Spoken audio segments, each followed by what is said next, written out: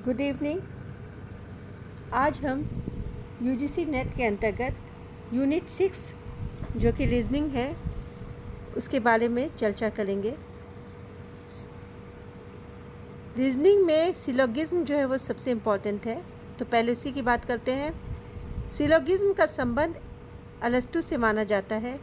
Syllogism वो तर्क है जिसमें दो या अधिक स्टेटमेंट के आधार पर कंक्लूजन निकाला जाता है। इसमें कुछ बेसिक टर्म होते हैं, major term, minor term, middle term. Standard forms होते हैं, जैसे यूनिवर्सल एफर्मेटिव ए तब होगा जब all A are B, universal negative E जब no A are B, particular affirmatives I some A are B और particular negatives when some A are not B. Important rules यदि हम देखें तो पहला रूल है कंक्लूजन स्टेटमेंट के भीतर छिपा लॉजिकल इन्फरेंस होना चाहिए। दूसरा रूल कहता है एक्सट्रीम वर्ड्स जैसे सभी, केवल, कभी नहीं पर विशेष ध्यान दें। और रूल 3 है इमोशनली नहीं लॉजिकली सोचें। इम्पॉर्टेंट रूल जो कि गोल्डन रूल है, कंक्लूजन केवल स्टेटमेंट पर आधारित होगा, पर्सनल नॉलेज या वास्तविक दुनिया की जानकारी का प्रयोग नहीं करेंगे। रूल टेबल यदि हम देखें तो स्टेटमेंट यदि 2 पॉजिटिव है तो कंक्लूजन भी पॉजिटिव पॉसिबल होगा। यदि 1 नेगेटिव है तो नेगेटिव कंक्लूजन निकलेगा। यदि 2 नेगेटिव है तो नो कंक्लूजन होगा। और यदि पर्टिकुलर स्टेटमेंट दिया हुआ है तो कंक्लूजन भी पर्टिकुलर कंक्लूजन होगा। इम्पॉर्टेंट रूल्स जो है, रूल्स 1, 2 नेगेटिव स्टेटमेंट से कंक्लूजन नहीं निकलता। रूल 2 जो है वो है if 1 statement is negative conclusion भी नेगेटिव होगा। रूल 3 कहता है पर्टिकुलर स्टेटमेंट होने पर कंक्लूजन भी पर्टिकुलर हो सकता है। और रूल 4 कहता है मिडिल टर्म कम से कम एक बार डिस्ट्रीब्यूटेड होना चाहिए। इसको हम डायग्राम के थ्रू भी देख सकते हैं। और यदि जैसे all teacher are scholars, some scholar are writer, तो कंक्लूजन क्या होगा? ये कंक्लूजन निश्चित नहीं है, इसकी एनालिसिस है।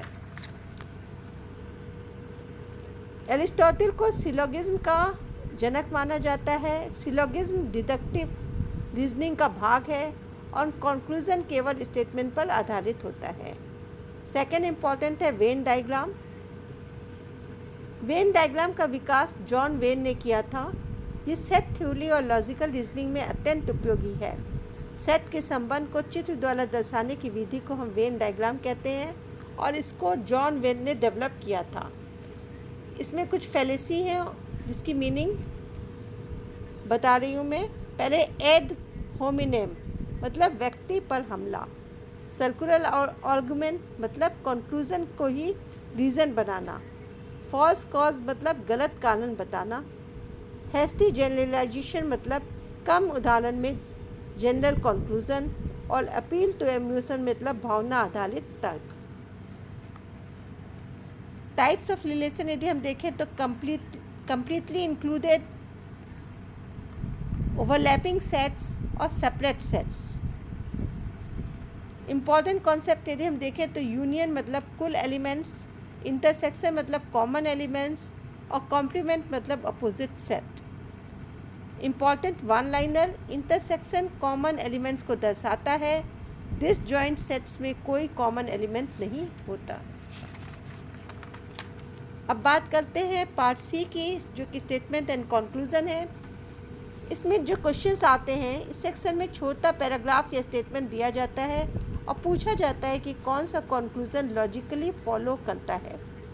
डेफिनेशन, स्टेटमेंट दिए गए फैक्ट्स होते हैं और कंक्लूजन लॉजिकल इन्फरेंस होता है। यदि हम इम्पॉर्टेंट रूल्स देखें तो पर्सनल नॉलेज का प्रयोग नहीं करना है, केवल स्टेटमेंट के आधार पर कंक्लूजन निकालना है। एक्सट्रीम वर्ड्स पर ध्यान दें।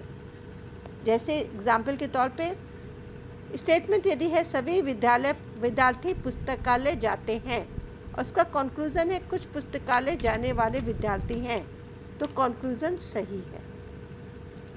इम्पॉर्टेंट वन लाइनर में देखें तो कंक्लूजन लॉजिकली होना चाहिए, स्टेटमेंट के बाहर की जानकारी नहीं जोड़नी चाहिए। स्टेटमेंट दी और असम्पशन पे बात करें तो difference between assumption and conclusion. Assumption जो होता है वो हिडन बिलीफ, पहले से माना गया और इम्प्लिसिट होता है, जबकि कंक्लूजन फाइनल इन्फरेंस, बाद में निकाला गया और एक्सप्लिसिट होता है। असम्पशन वो हिडन बिलीफ है जिसे स्टेटमेंट में इम्प्लिसिटी माना गया हो। एग्जाम्पल, विद्यार्थी को मोबाइल कम प्रयोग करना चाहिए, तो असम्पशन है मोबाइल पढ़ाई में बाधा डाल सकता है। यदि हम इम्पॉर्टेंट रूल्स की बात करें तो असम्पशन हिडन होता है, डायरेक्टली रिटन बात असम्पशन नहीं होता। अब कोडिंग डिकोडिंग की बात, तो लेटर, नंबर या सिंबल के पैटर्न को समझना कोडिंग डिकोडिंग कहलाता है। यदि कॉमन टाइप हम देखें तो अल्फ़ाबेट शिफ्ट, यदि कैट है तो नेक्स्ट लेटर को हम ले लेंगे, यानी CAT है तो DBU हो जाएगा। रिवर्स कोडिंग, इसमें रिवर्स कर लिया जाएगा, जैसे डॉग है तो GOD गॉड हो जाएगा, DOG डॉग है तो GOD गॉड हो जाएगा। नंबर्स कोडिंग में A को 1 मानते हैं, B को 2 मानते हैं, इस टाइप से कोडिंग डिकोडिंग हो गया। नंबर सीरीज़ में मैथमेटिक ऑपरेशन यूज़ किए जाते हैं, जैसे addition, subtraction, multiplication, division, square, cube, prime numbers, Fibonacci pattern और अल्टरनेट सीरीज़। यदि हम कॉमन पैटर्न देखें तो 2 4 6 8 यानी एडिशन वाला है, 2 4 8 16 ये मल्टीप्लिकेशन है, 1 4 9 16 ये स्क्वायर सीरीज़ है, 1 8 27 64 ये क्यूब सीरीज़ है।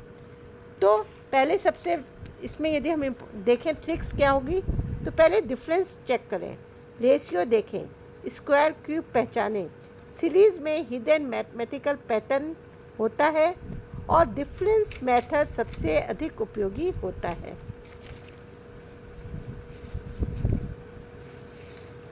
ओके, इसके बाद एनालॉजी में क्या होता है, इम्पॉर्टेंट एनालॉजी रिलेशन देखते हैं हम, जैसे रिलेशन टाइप, यदि वर्कल टूल का है तो लाइटर पेन हो गया एग्जाम्पल, कंट्री कैपिटल का हो गया तो इंडिया न्यू दिल्ली हो गया, कॉज इफेक्ट है तो रेन फ्लड, पार्ट होल्ट है तो विल कार, सिनोनिम्स है तो हैप्पी जॉयफुल और एंटोनिम्स है तो हॉट कोल्ड। डेफिनेशन, दो वस्तुओं के बीच के संबंध को पहचानना एनालॉजी कहलाता है।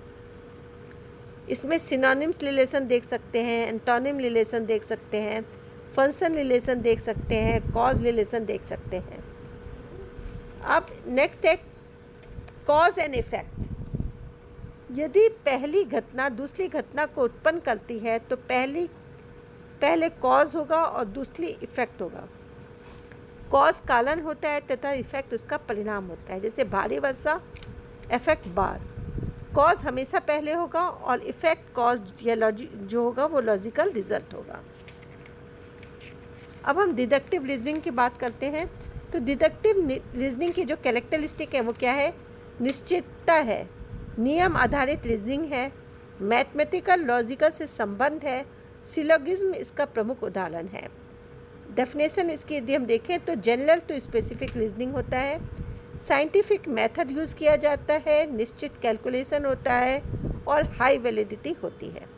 एग्जाम्पल के तौर पे, all humans are mortal, Ram is human, therefore Ram is मॉर्टल।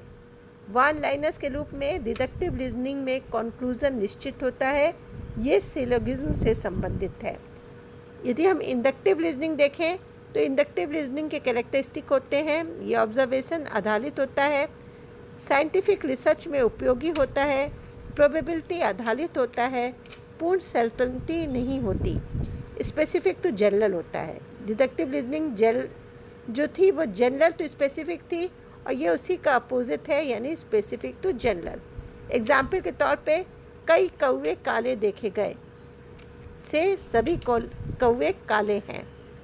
तो फीचर इसके क्या है, प्रोबेबिलिटी बेस्ड है और ऑब्जर्वेशन आधारित है। इंडक्टिव रीजनिंग में कंक्लूजन संभावित होता है और रीजनिंग में इसका व्यापक प्रयोग होता है। इसके बाद इंडियन लॉजिक, भारतीय तर्कशास्त्र न्याय दर्शन से संबंधित है। अक्षपाद गौतम को न्याय दर्शन का प्रवर्तक माना जाता है। प्रमाण और उसके मीनिंग। प्रमाण जो है वो है प्रत्यक्ष, अनुमान, उपमा, शब्द। प्रत्यक्ष की मीनिंग हो गई डायरेक्ट परसेप्शन, अनुमान मतलब इन्फेरेंस, उपमा मतलब कंपैरिजन, शब्द मतलब वर्बल टेस्टिमनी। 16 कैटेगरी ऑफ न्याय है, जैसे प्रमाण, प्रमेय, समस्या, प्रयोजना, दृष्टांत, सिद्धांत, अवयव, तर्क, निर्णय। न्याय दर्शन तर्कशास्त्र से संबंधित है और गौतम को न्याय दर्शन का प्रवर्तक माना जाता है। इसके बाद एक लास्ट आता है बोलियन लॉजिक, जिसका संबंध जॉर्ज बुले से है। ये कंप्यूटर साइंस और डिजिटल इलेक्ट्रॉनिक्स का आधार है। आज के लिए बस इतना ही। फिर अगले सत्र में नया टॉपिक देखेंगे।